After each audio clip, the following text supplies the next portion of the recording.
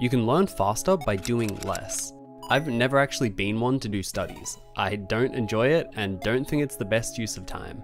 If you've watched even a single other video on learning to draw, you're probably a little over hearing the same list of steps every single time.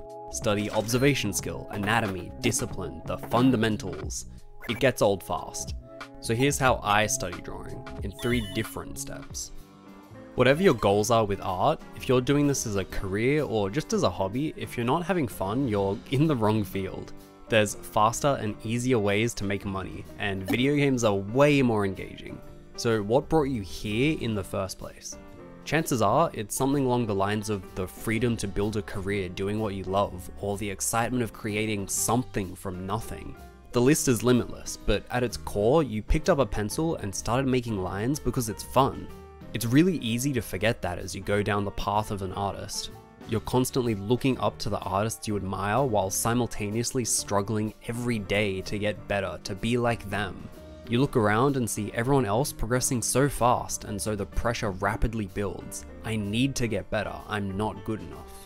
When do we get so obsessed with getting good? The original goal was just to have fun, yeah? When did that change happen? For myself, whenever I notice this happening, I try and hit pause.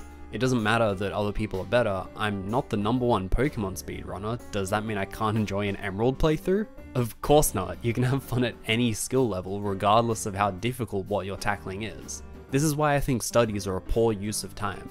It's great to pull up reference and break it apart, don't get me wrong, but studying implies a specific mindset and a change in your usual process. To stop playing and go stick your nose in a textbook.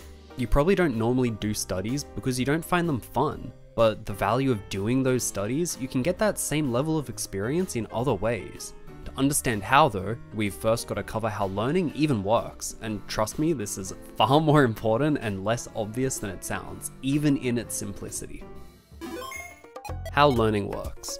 Learning is a physical process in the brain. It's not something completely mystical and unknown. There's solid science that backs up our understanding of how it actually works. Whenever you do something, your brain fires an electrical impulse. This impulse starts at a neuron and moves down a wire called an axon. This same process occurs whether it's thoughts, picking up a pencil, drawing a character in extreme perspectives. Any and every action that you decide to take works in this same way. The more you perform an action, the more those electrical impulses are fired along those axons.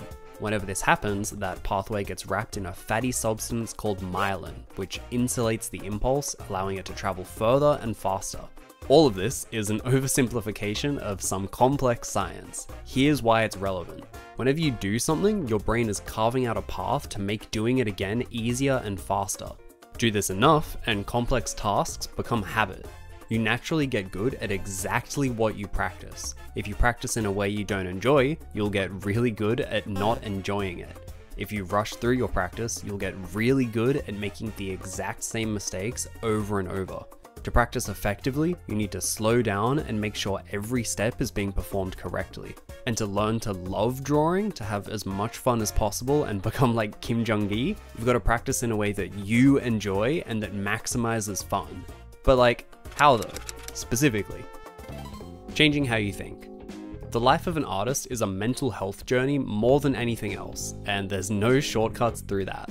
Ultimately, if you want to get better at any of this stuff, it's deep diving into your own head and understanding how your mind works that's going to make the biggest difference. I've spent a lot of time doing that myself, and while I sadly can't snap my fingers to grant you that wisdom, I can talk about the more outwardly obvious changes in my process.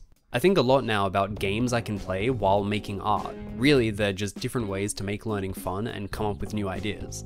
The one I come back to the most though is 3-word prompt. I'll look up a random word generator or look around my room and list any 3 words. Having that as a starting point, I just keep asking what if from there until I've come up with an idea that I want to bring to life. There's no rules here, the 3 words are just a starting point. If you want to take one and completely invert it, that's fair game. The best part of 3-word prompt is I'll come up with new ideas that I wouldn't normally default to, and then when I start drawing, if something feels too hard or outside my comfort zone, that's a good sign that there's something below the surface that needs digging into. That feeling of discomfort is where the most learning happens. One other thing I do is instead of those studies that I hate so much, I work on projects. If I want to learn to paint, instead of just pulling up paintings to do copies of, I'll build a project around that same goal. Bad at environment art? I guess I'll paint the entire Hoenn map. Want to get better at storytelling? Time to create a character and design a fishing game.